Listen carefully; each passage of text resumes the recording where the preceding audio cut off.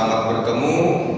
Hari ini kita akan belajar pendidikan agama Kristen. Tapi sebelum itu, saya akan memperkenalkan nama saya. Nama saya adalah Yersi Demasita Espat dan akan mengajar pendidikan agama Kristen di SMP Kristen Elim selama 1 semester ke depan. Ya. Nah, untuk belajar pendidikan agama Kristen, ada senjata yang harus kita siapkan, yaitu Alkitab. Nah, ini hal yang sangat penting. Jadi sebelum kita belajar, jangan lupa pertama siapkan Alkitab. Kemudian yang kedua, siapkan buku tulisnya anak-anakku di rumah untuk menulis dan merangkum sekiranya ada yang penting untuk ditulis atau untuk dirangkum. Oke, itu saja. Jadi hari ini kita akan belajar masuk dalam bab 1, yaitu Allah Maha Pengampun. Dalam buku paket, kalau ada anak-anakku sekalian belum punya buku paket, silakan ke sekolah untuk mengambil buku paketnya. Buku paket ini kita akan pakai selama 1 tahun ke depan, jadi kita pakai 2 semester. Ya. Oke, materi untuk hari ini yaitu Allah Maha Pengampun.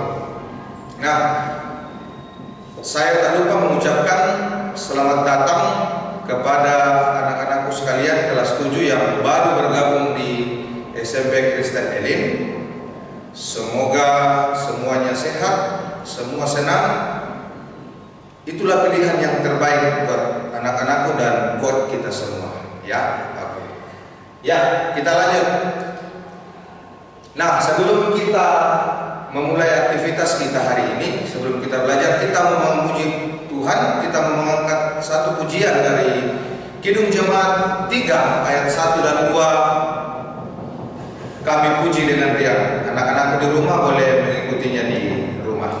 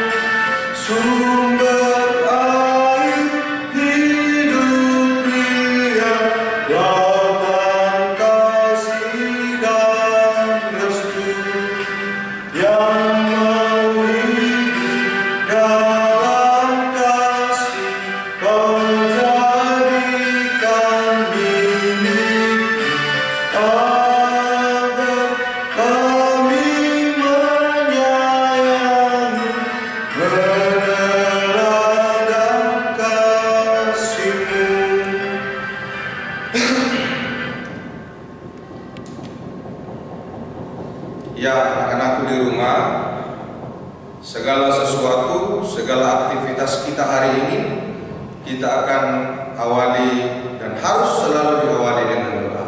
Maka dari itu, kita mau berdoa. Kita berdoa. Terima kasih Tuhan Yesus, Engkau menyediakan waktu yang indah buat kami. Hari ini, kami mau belajar firman. Buka akal dan pikiran kami, agar apa yang kami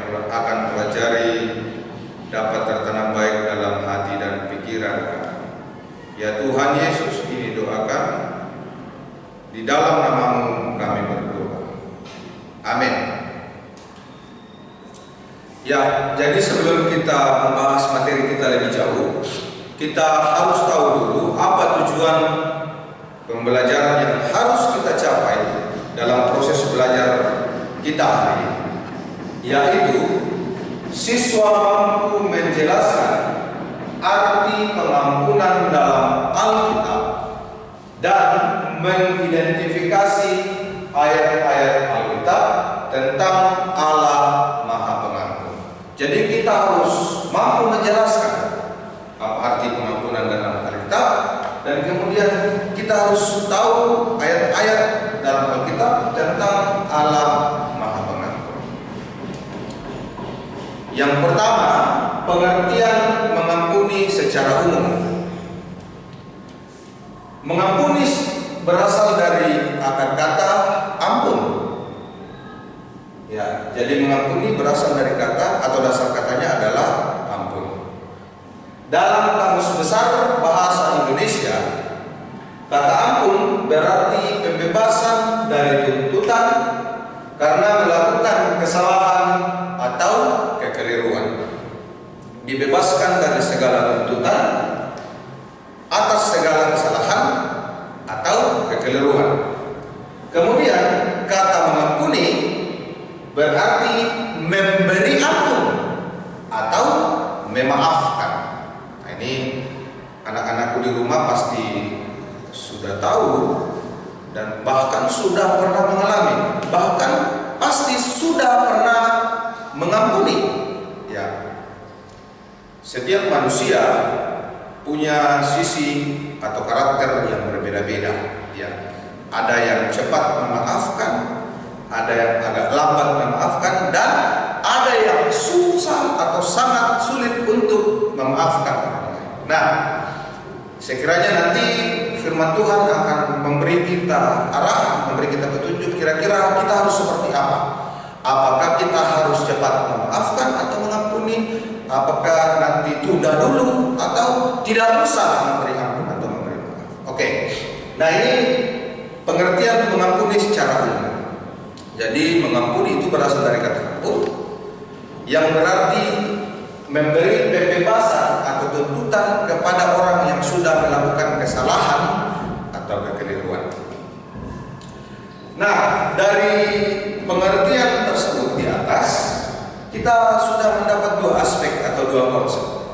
Yang pertama, mengampuni bersinonim atau sama dengan memaafkan.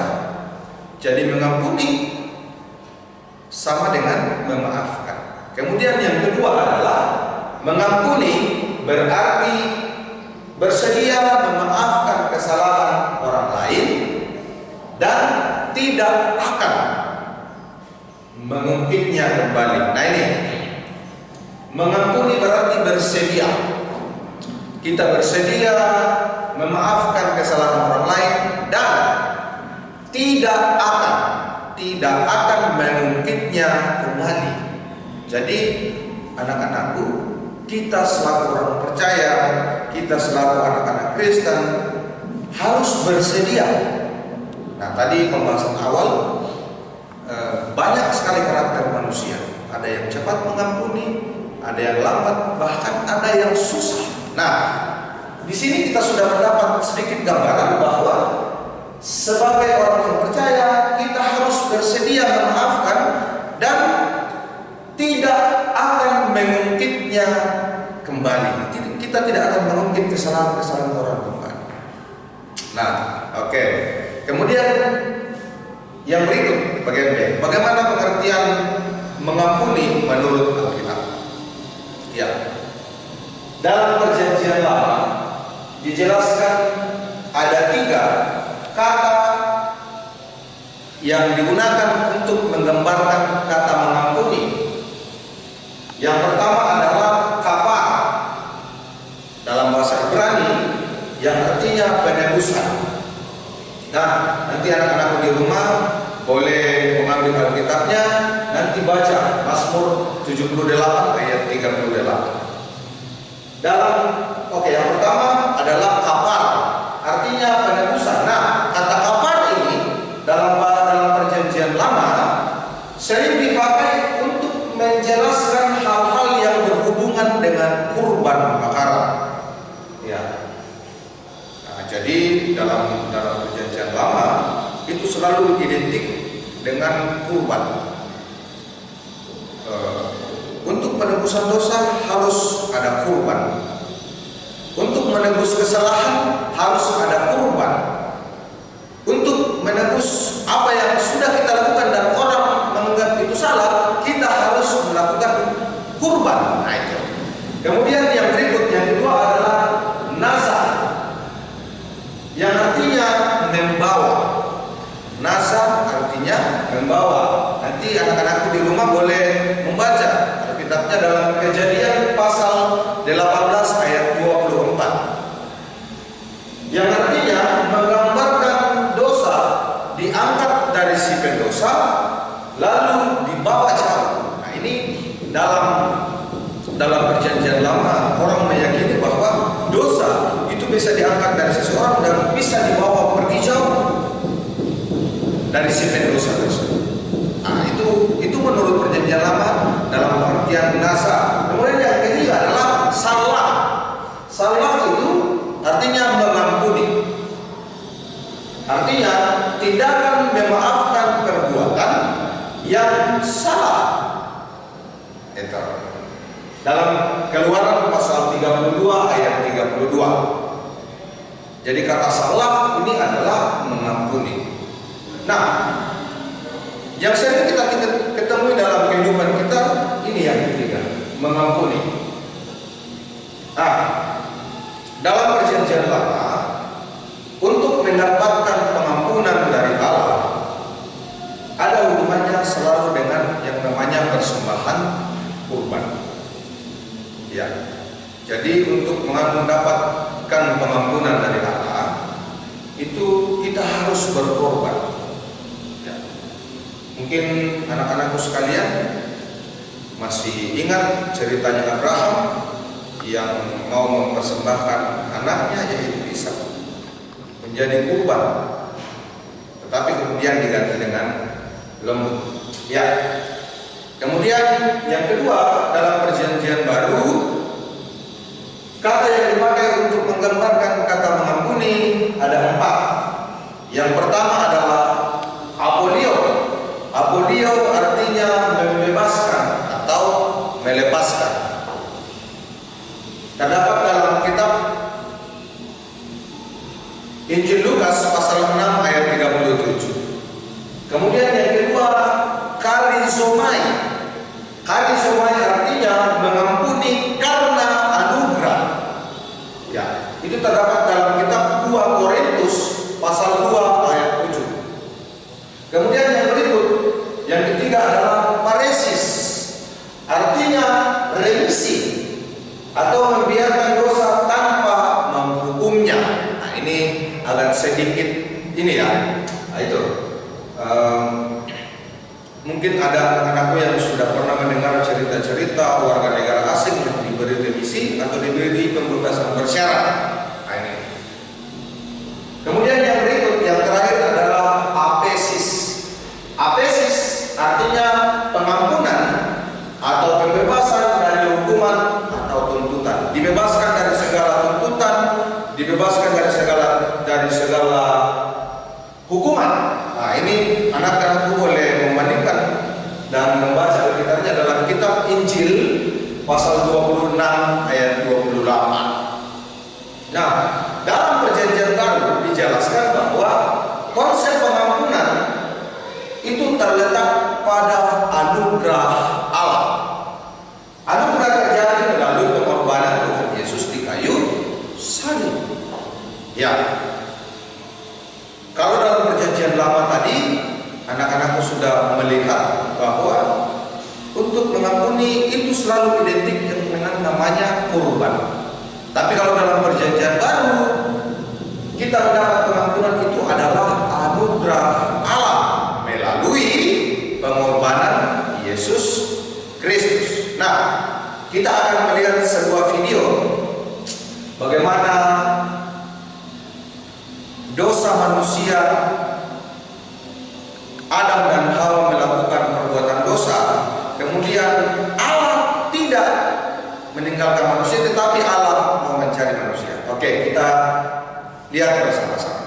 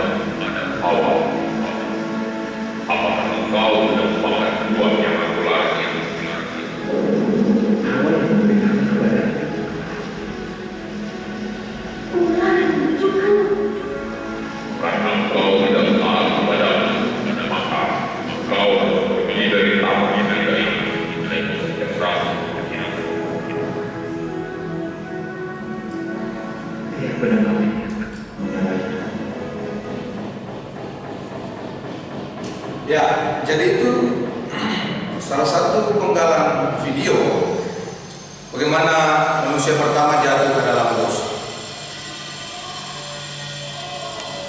Tuhan berbicara kepada Adam dan Hawa. Tuhan sudah tahu bahwa manusia sudah melakukan namanya pelanggaran. Tuhan berbicara kepada Adam. Adam menyalahkan Hawa. Hawa menyalahkan ulang. Nah, dalam hal ini tindakan melanggar perintah, karena Adam dan Hawa sudah diperintahkan tidak boleh memakan buah pengetahuan yang baik dan yang jahat. Tetapi karena Adam dan Hawa tergoda oleh bujukan setan dalam bentuk ular, terjerumuslah manusia ke dalam dosa. Nah, kita akan baca Kejadian pasal 3 ayat 1 sampai 24. Anak-anakku di rumah boleh membacanya, tapi di sini Pak Guru akan membaca dua bagian di ayat 6, pasal 3 ayat 6. Kita baca bersama-sama, tapi anak-anak di rumah boleh nanti membaca secara keseluruhan. Perempuan itu melihat bahwa buah pohon itu baik untuk dimakan dan sedap kelihatannya. Lagi pula pohon itu menarik hati karena memberi pengertian. Lalu ia mengambil dari buahnya dan dimakannya, dan diberikannya juga kepada suaminya yang bersama-sama dengan dia, dan suaminya pun memakannya. Nah, ini tadi Hawa mengambil buah dengan bujukan setan, kemudian Hawa memberikan kepada suaminya Adam, kemudian mereka memakannya buah yang dilarang. Kemudian di ayat yang ke-7 lanjut, anak-anakku kita baca bersama. Maka terbukalah mata mereka berdua, dan mereka tahu bahwa mereka telanjang, lalu mereka menyemat daun pohon ara dan membuat cawan. Dari awal situlah manusia mengenal pelanggaran, mengenal kesalahan, dan mengenal yang namanya dosa. Setelah mereka memakan buah yang dilarang itu, terbukalah mata mereka bahwa mereka ternyata telanjang. Mereka tidak pakai apa-apa, maka mereka mengambil daun pohon ara, kemudian mereka membuat pakaian untuk menyelimuti badan. Inilah tindakan-tindakan yang sering kita lakukan dalam kehidupan kita, baik anak-anakku sekalian maupun seluruh kehidupan kita. Kadang-kadang sadar atau tidak, sering kita melakukan yang namanya kesalahan. Nah, akan tetapi dalam Kejadian pasal 3 ayat 9 kita baca bersama-sama. Tetapi Tuhan Allah memanggil manusia itu dan berfirman kepadanya, di manakah engkau? Nah, dalam Kejadian pasal 3 ayat 9, jadi pada saat Adam dan Hawa sudah tahu bahwa mereka sudah melanggar akan perintah Allah, mereka menjadi malu, mata mereka terbuka dan mereka menjadi malu. Mereka merasakan, menyadari bahwa mereka telanjang dan tidak memakai apa-apa. Tetapi Tuhan tidak meninggalkan Adam dan Hawa. Di ayat yang ke-9, tetapi Tuhan Allah memanggil manusia itu dan berfirman kepadanya, di manakah engkau? Tuhan tidak meninggalkan kita, sekalipun kita sering berbuat dosa, sering berbuat kesalahan, sering melanggar perintah Allah. Jadi anak-anak di rumah, jangan berpikir bahwa ternyata Tuhan itu tidak pernah meninggalkan kita sekalipun kita bersalah, sekalipun kita berbuat dosa, sekalipun kita berbuat melanggar perintah Allah. Tidak, ya. Jadi anak-anakku mulai hari ini harus bertekad bahwa saya tidak mau lagi melakukan yang namanya pelanggaran. Saya tidak mau lagi melakukan yang namanya dosa, karena itu dilarang oleh Tuhan. Oke, nah tadi contoh tentang bagaimana manusia jatuh ke dalam dosa, akan tetapi Allah tidak pernah meninggalkan manusia berdosa. Nah, kita mendapat pengampunan itu melalui pengorbanan Yesus Kristus. Jadi jangan kita sia-siakan apa yang telah Yesus korbankan dalam hidup kita. Kita harus memperjuangkan hidup ini agar lebih baik dan selalu bermakna di hadapan Tuhan. Oke, untuk mengakhiri pelajaran kita hari ini, anak-anakku di rumah, ada catatan yang harus kita pahami bersama.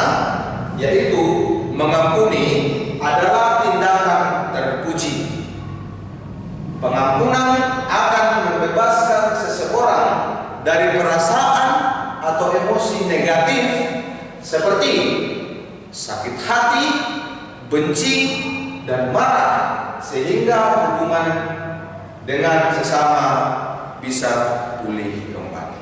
Jadi kita harus saling memaafkan, kita harus saling mengampuni, karena itulah yang diperintahkan oleh Yesus. Karena kita sudah diampuni melalui anugerah Allah, melalui pembebasan dalam Yesus Kristus di kayu salib. Nah, demikianlah proses pembelajaran kita hari ini, anak-anakku di rumah. Semoga kita semua tetap dalam lindungan Tuhan, tetap jaga kesehatan, rajin olahraga, jaga pola makan, ya.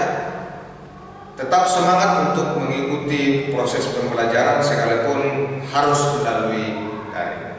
Anak-anakku, sebelum kita mengakhiri pelajaran kita hari ini, karena kita awali dengan doa, kita harus tutup dengan doa. Anak-anakku di rumah boleh mengikutinya, kita berdoa. Terima kasih Tuhan Yesus, firman-Mu boleh kami baca dan boleh kami pahami dengan baik. Firman-Mu telah mengajar kami untuk menjadi pemaaf. Ajar kami Tuhan untuk selalu memberi diri menjadi orang yang menjadi saluran berkat bagi orang. Ya Allah Bapa di surga, kiranya firman-Mu yang telah kami pelajari hari ini boleh tertanam baik dalam hati dan pikiran kami, menjadi pedoman dalam kehidupan kami, sekalipun kami harus belajar secara daring. Tuhan, ini doa kami, sambut dan sempurnakan ungkapan syukur kami Tuhan. Di dalam Kristus Yesus kami berdoa, amin. Ya anak-anakku, sampai jumpa di video pembelajaran berikutnya. Tetap semangat, Tuhan Yesus memberkati. Shalom.